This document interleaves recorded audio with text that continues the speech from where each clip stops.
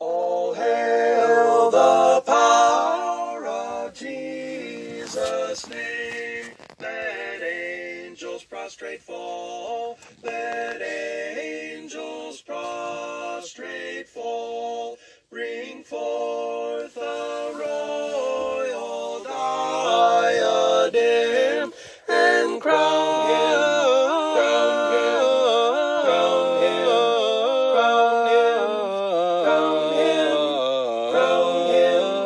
crown him, and crown him Lord of all. Ye chosen seed. Hello, beloved. This is Voice of the Tower, the page of evangelism. Nyanum ni adofo esro Yakobon say afiwe omo yadwene ho ban emfiri atrosom ne atro nkyerɛkyerɛ ho na momo me yani na ho na yehu ne som kron ne nsum ne yie se han ma ewo saa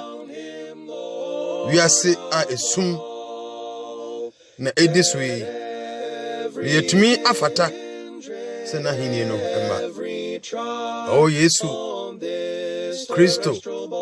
ye hini ni yedimafo ya jenkwa Yahshua HaMashiach Elohim din kronkron no emu edifo hina nyeso say amen. Yesremu afe na Voice of the Tower yeshisha ye studio no nti sabre de se Onyankopon ahye yen se yenye adwuma yi yenam akwaniasa hina so eye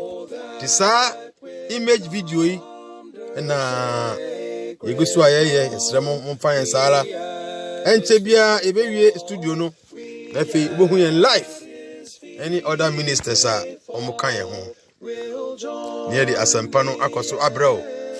then hina yeka say Voice of the Tower yemmo obi achi yebuta hina ne say Onyankopon asoma ye say yemeka ne no kwasam nkyerɛw na yensua de hina yensua de na shoulder by shoulder hina yen yakwan akona hini a wosiesie amayen a enche bia obehye yen onyam be yakom no emu ene asema ye kan yenyina so ene Korintofo ma etoso mienu tinum chichem aduonu no na ne tofa boma ne se osi ye abofo abofo a yese ye osoro abofo dabi abofo twi kasam no se yesoma obi a na oye obofo nti yetumi kase obofo na obaye no asembe na ode baaye yetumi sika se ohina tunubofo e mane kɔ nti obi a yasoma no oye obofo nti sa wokɔ Korintofo ma atumienu a yaka ho asɛm tinum chichem aduonu no a bra King James version no use the word ambassador of Christ no the word ambassador no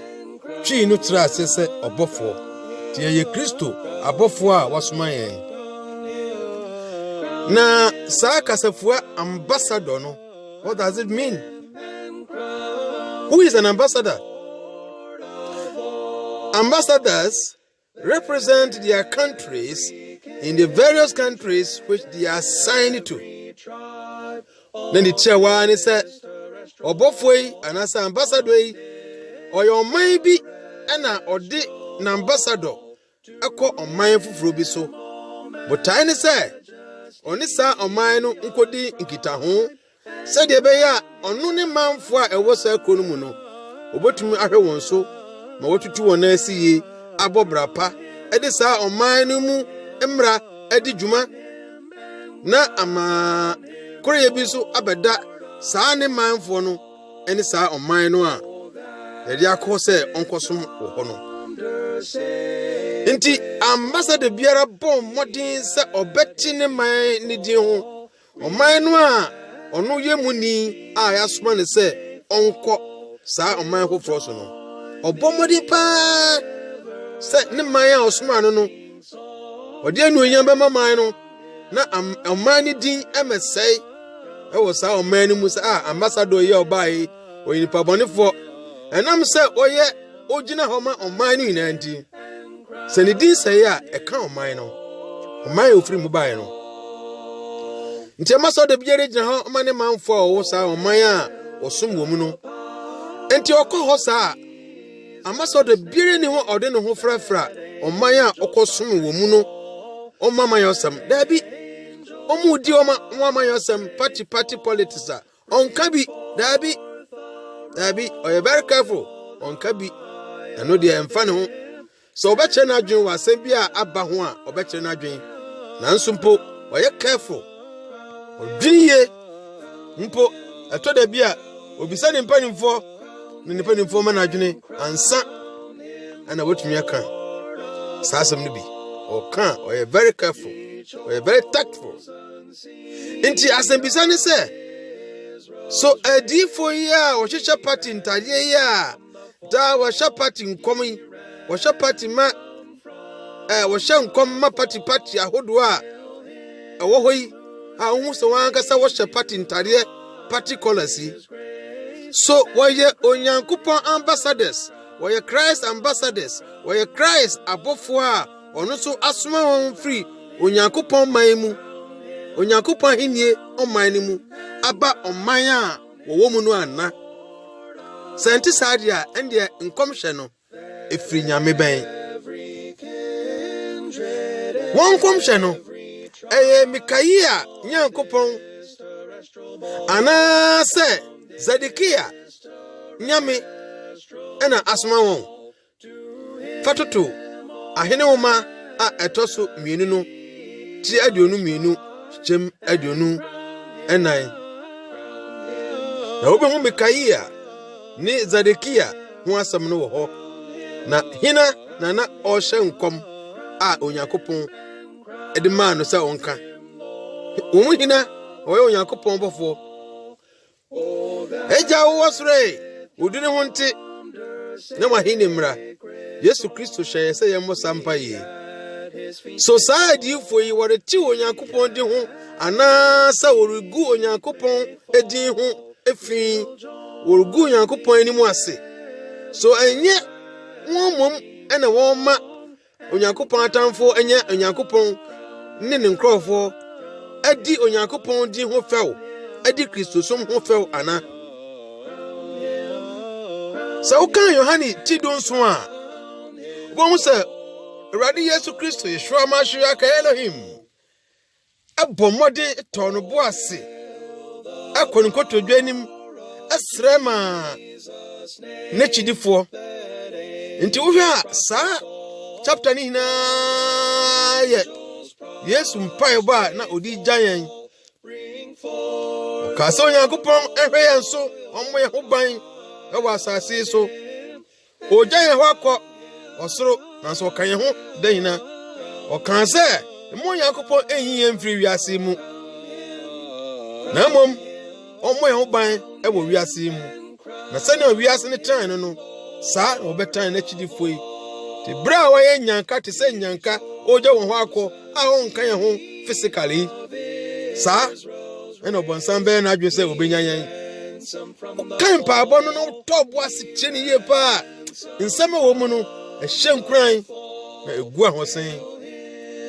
etichem duns nsia no Yesu kan se wo mfiri wiase se dia menso me mfiri wiase no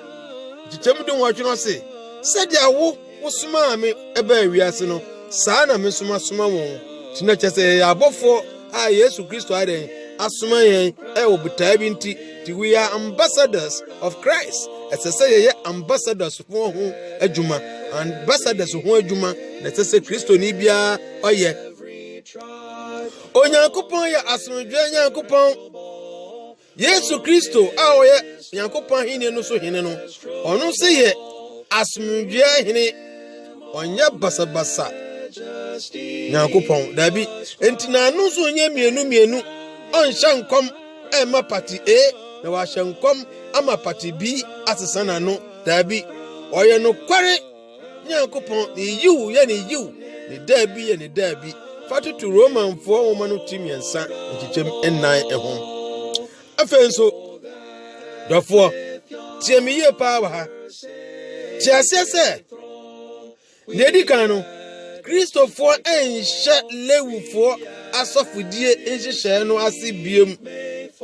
lewufo asofudie no eba wieye bra Yesu sen asennua no so a otiemu sɛ mawie it is finished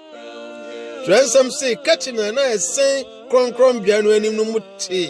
efrisuro ebesi ase a kyerɛ sɛ afede wakan nyina bom asofidie na den abawiye sa asofidie na ɛwɔ sa abre no abawiye afenso ti ase sɛ Judafo ahenie hyehyɛ no so atwam dadaada atwam pansa ne Yeshua Mashiach Elohim arebam wa no sɛ onipa ba ɛwɔ asase so Onyankopɔn Yahweh Elohim aka no pen kyerɛ Israelfo ne manfo no sɛ na ahenie no kwaso na sɛ de wosi yɛ wɔ nyemanti ɔkan ɛwɔ Zedekia bere so sɛ Zedekia ahenie yɛ etwam wi a minyi ɔhene biam ma ɔwerɛ mfi sɛ na Onyankopɔn de ngo egu ɔhene bi tiri so ansa na ɔbayɛ ɔhene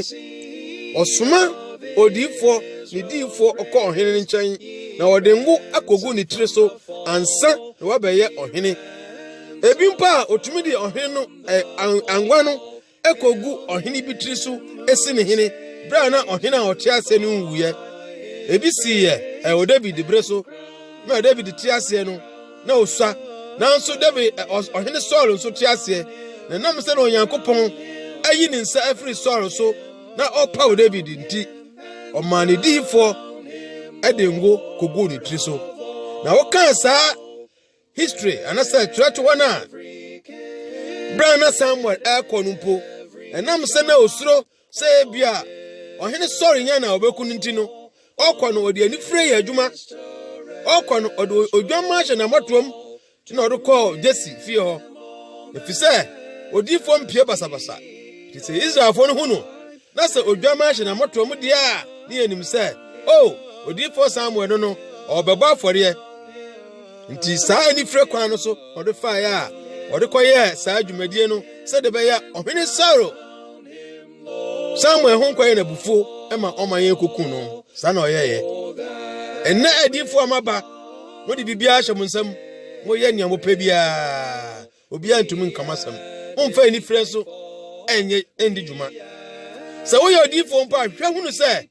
bra Onyankopɔn ɛda ne mabia di akyerɛ no na obonsam so ɛda ne mabia di nti wonyɛ odifo papa Onyankopɔn asoma wa wobɛfa obonsam na di yie ne de akɔka asam na difo Onyankopɔn adifo no de wɔbɔ mpa yie ɛkyerɛ Onyankopɔn no ɔda ne ma a asuma a ɔpɛ sɛ ɔde ma ne ma no ɛkyerɛ wɔn nti adifo hɔ asɔfo hɔ na ɛnyɛ liwifo bere so asɔfo na adifo ne bia ɔhene Yesu Yeshua Mashiach ahenie no ɛna me ne wo ye di akyire na no na sɛsɛ ye bɔ ho dawuru ye na ahenie no ho adawuru bɔfo ne ye gyina hɔ sɛ ambassadors na bɔfo. We are campaigning for the kingdom of the Lord Jesus Christ, Yeshua Mashiach Elohim. We are not campaigning for any political party, and we are not wearing particulars. No Christian must wear particulars. I emphasize, no good Christian must wear particulars. Meaning that no good Christian must stand and campaign for any party, politics. That means now you are campaigning, you are preaching the kingdom of the earth. You are not preaching the kingdom that you say you are standing for. Christianity, we always say, is not a badge, and it can never be a badge. It's life. Break chamso Onyankopon besmo na difo akọ ahemfo nkyɛn sɛnea bere hina na mukotu Nathan na mukotu Samuel na mukotu Isaiah Mikaia akra mukotu no mesra mukotu no mukotu no masini trase Osoma sa adifo ekọ onu ankasa Onyankopon na hemfo nkyɛn ahemfo a ɔde ngo agu wɔn ti so sɛ wɔtena ɔno na hengua so nti Jerusalem ahengua no na ɛyɛ ɔno Onyankopon ahengua ma ɔwerɛ mfiri sɛ Onyankopon na eyi Israelfo no baa saa bɔhyɛ asase no so na nka na ɔmpɛ sɛ obeyi nipa si wɔ sɛ ɔhene na Israelfo no na pere wɔn ho sɛ wɔpɛ nipa hene ɔhene mu na di wɔn anim sɛ de amaamanfo no so nipa di wɔn anim no na Onyankopon pere so nti na sɛ ɔkɔ so bɔ ne ma ho ban ɛyɛ mfumso bi na so Onyankopon pɛ asɛm nti na sra ɔbɔ yɛ ho ban saa na ɔde pɛpɛpɛ na ɔyɛ ma Israelfo yi na ɔyɛ Israelfo ya mpɛ sɛ wɔde ne nsɛm bia na asɛm di dwuma no na oyi ne nsa firi ne so kɔpem sɛ ɔde ɔhene mpɔn Yesu Kristo baeɛ nti wo ɔhene bɛn na ɔbɔ ne ho dawure yi Onyankopon rensoma wo ɛnkɔ party politics leader biara ɛnkyɛn sabri ɔnsoma wo na sampo wasoma wa anka ɔbɛkɔ ne nkyɛn akɔka kyerɛ no sɛ Onyankopon se na ɛba wo so na de wugina wasɔ dan mu ɛkeka no Onyankopon ɛnsoma wo efisɛ yɛni tuatuo biara ɛkyerɛ saa tuatuo biara nkyerɛ saa no odifo biara nso ni hɔ a ɔfrɛ bedwafo ɛbɛtena ase na afi ɔka ansɛm a ɛbɛkɔ so ɛwɔ man ni mu ɛkyerɛ wɔn daabi ebi ansi da afɛ so kae sɛ ɛnɛ ahenie yi ɛyɛ ipaakyɛ otini ye o ɛyɛ chacha ɔn sɛ chacha yɛto chacha unim ne obedi nti yɛn na yɛto ne yɛto a na afei ɛtire yɛhwɛ ndia obedi saa pɛpɛpɛ na ɛnɛ ahenie tie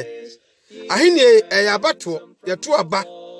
na abato no so gyina nhyehyɛeɛ a amayɔfo no bɛyɛ no so ne ɛbɔ a ɔmo bɛhyɛ nti yɛwɔ bibi afɛn sɛ manifesto ɔde manifesto ba na emu yɛ dɛ na tonkrofo kɔma so ɛse kai ɔhene wei deɛ yɛbɛto aba na ma wo na ebia wɔnya ne manfo anim dom ne yɛato aba no ma no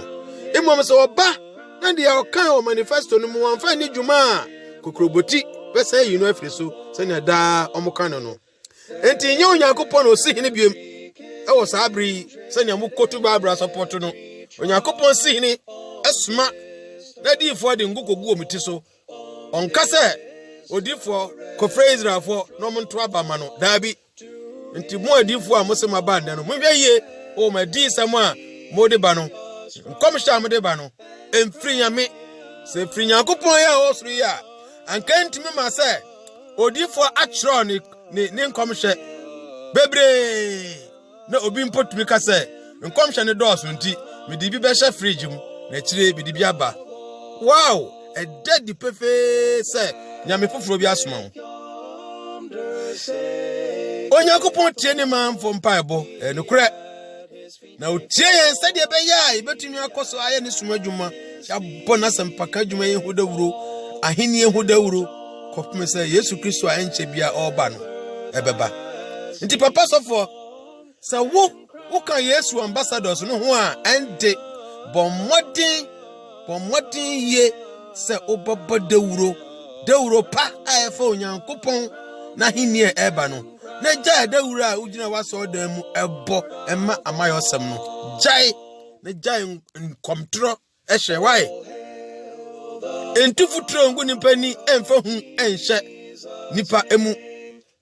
deɛ moyɛ hina moyɛ sɛ de bɛyɛ a nipa ɛte wasɔ dan mu hɔ no ana amanfoɔ no bɛka sɛ sɛ meto abama saa party B na party A Onyankopɔn ka sɛ obelusu ɛne sɛ meto amasɛm aba ɛne na mentoma ne Onyankopɔn ayi no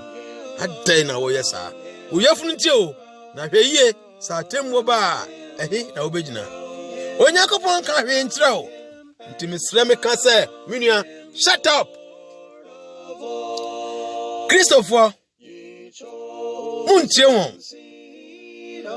muntwe mo ho mfiri atrosom ni na chidifo no ho muntwe mo ho mfiri atradifo ni atrasofo yi ho na momfa di sam tidi mo atwegye miensa ne nan momfa yɛ adwuma Open Juma, Coca horses here. Coca horses here. Minia would tell me. Moamoye Christo asofo. Moamoye Christo asofo. Moamoye Christo asofo. Ya me kan say Christo for asofo no kwafo. Christo for edi for no kwafo. Christo for asempatra for anokwafo mo wo ho. Se mu temi a Christo achidifo yi munyina pinti. Ma mu hihim da. Mu nkoso ntwan awurade eda kronkron no. Na renche obehye ne ho anuonyam. Mama o masa nkomchetrei emom hu.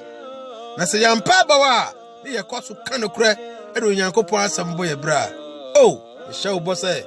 Yesu behye anuonyam. Na ode yakọ ahinie a edi asomdwe ebebre hen. Asomdwe hine ne di asomdwe bebre hen. Enye ahinie wo ye a ochina na oye tuwei na wo ye tuwei. Ontumi mpomfa asomdwe mrawo. Ontumi enyi owo mfiri ho. Entumi yi yare mfiri ho. Entumi yi owo mfiri ho no. Enye saa ahinie yi na sese wo. Osampakani ubo ho dawuru. Hum yankwaso nka onyankopon asem no. Onyankopon ahinie no. Yenye na dawuru bofo da. Yenye na dawuru bofo da. Yankwaso nye na bofo. Ambassadors of Christ. Yes, ya. Onyankopon ani beji ye ho. Na ni beji ye ho akosi ase. Na adom bekoso edi ni achi. Na basa beto ye nso. Obobo ye ho ban. Na se yampa bawo a se na me ka no se yampa bawo de a ye benyi nanum dom. Da. Fa asami koma unua na unua so mfa koma ne nua. Na ono nso mfa koma ne nua. Ni hina ye nhira double. Google www.voiceofthetower.blogspot.com. So pese wo kan se bi nkyerɛ wo support yɛn anase wo ne yɛdi nkitaho bi a ubenya yɛn ɛwɔ voice of the voice small letters voice of the tower@gmail.com. Awurade Yesu Kristo adom Nyankopon do ne honhom kronkron anyankofa enkamo achiefo ehina. Shalom.